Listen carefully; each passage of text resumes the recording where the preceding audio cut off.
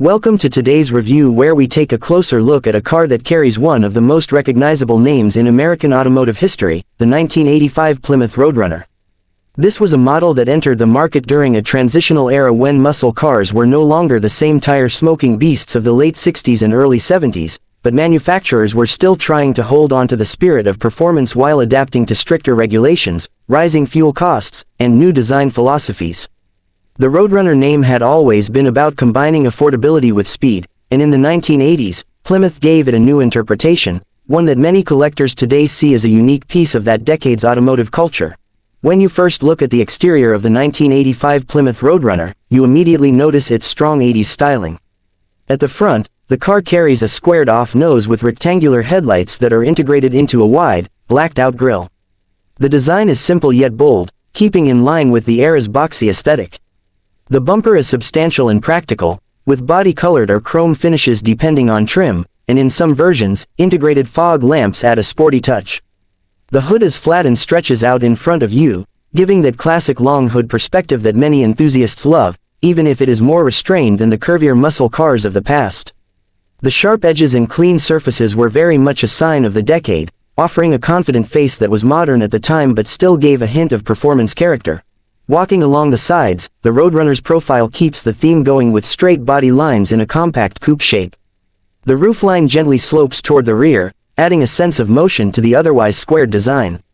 Long doors make access to the front seats easy, while the rear seats are tucked into the smaller back section, making it more of a 2+2 coupe.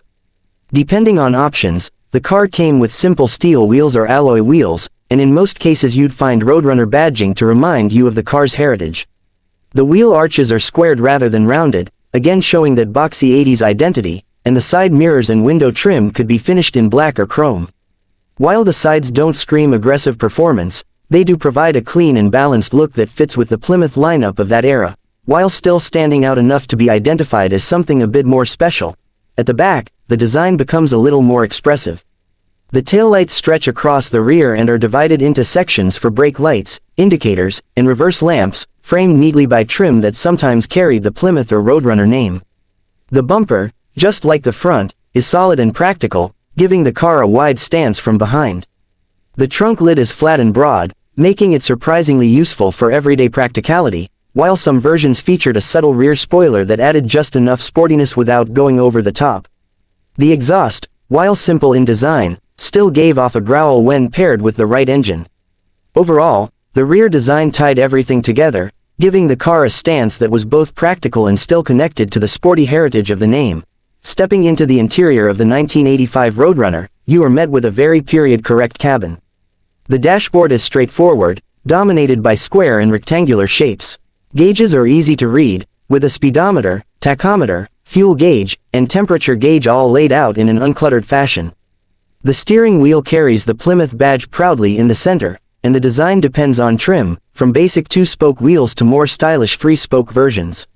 The center console houses the gear shifter, either for a manual or automatic transmission, and also provides basic controls for heating, ventilation, and the radio.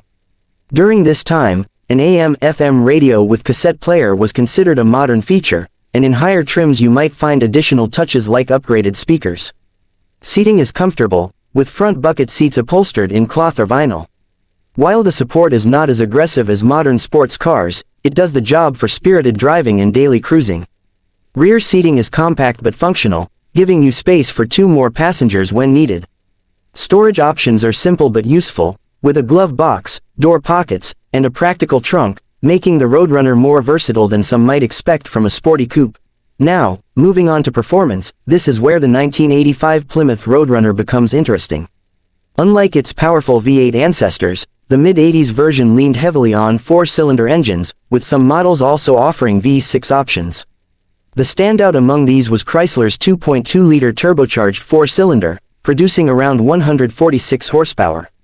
This may not sound like much by today's standards, or even compared to the original Roadrunners of the late 60s, but in the context of the 80s, it made the car quite spirited, especially considering its lighter weight. Paired with a 5-speed manual transmission, the turbocharged Roadrunner could provide a fun and engaging driving experience, delivering strong acceleration and decent highway performance. The suspension setup balanced comfort and sportiness, and while it was front-wheel drive instead of rear-wheel drive like the earlier Roadrunners, it still managed to offer nimble handling for its time.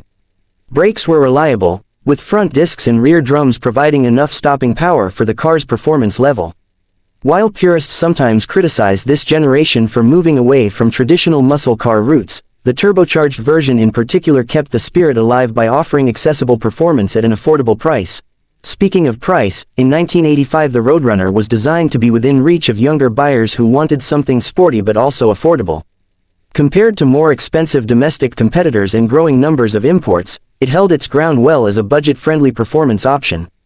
Today, in the collector's market, this generation of Roadrunner has not reached the high values of its late 60s and early 70s counterparts, but that actually makes it an attractive buy for enthusiasts who want to own a piece of Plymouth history without spending a fortune. Depending on condition, mileage, and whether it's a turbocharged version, you can find these cars ranging anywhere from a few $1,000s for a project to around $15,000 or more for a well-preserved, low-mileage example. This balance of affordability and uniqueness makes it appealing to collectors who want something different at car shows or weekend cruises. If you are considering one today, my suggestion would be to look for the turbocharged version if you want the most engaging experience. Make sure the engine and turbo system are in good health, as maintenance is key with these older setups. If you're after something more affordable and easy to maintain, the naturally aspirated 4-cylinder models are still enjoyable for cruising and carry the same nostalgic styling. Either way, parts are relatively accessible, and the simplicity of the car makes it easier to work on compared to modern vehicles. While it may not satisfy someone who demands big horsepower numbers, it is a fun and unique car to own, especially if you enjoy the history of American performance cars and the adaptations they went through during the 1980s. As we bring this review to a close, the 1985 Plymouth Roadrunner stands as a reminder of a time when the American auto industry was trying to redefine performance. It didn't roar like the original models, but it still delivered an enjoyable driving experience, sporty looks, and practicality at a price people could afford. Today, it represents a snapshot of the 80s, carrying forward a legendary name in a new era, and giving enthusiasts something different to appreciate. For collectors, it's an affordable way to step into classic ownership, and for fans of Plymouth, it's a proud continuation of the Roadrunner story, even if it took a different path. Thank you for joining me for this detailed review of the 1985 Plymouth Roadrunner. If you enjoyed this deep dive into its design, performance, and place in history, don't forget to like the video, subscribe to the channel, and share your thoughts or personal experiences with this car in the comments below. Until next time, keep your passion for cars alive and I'll see you in the next review.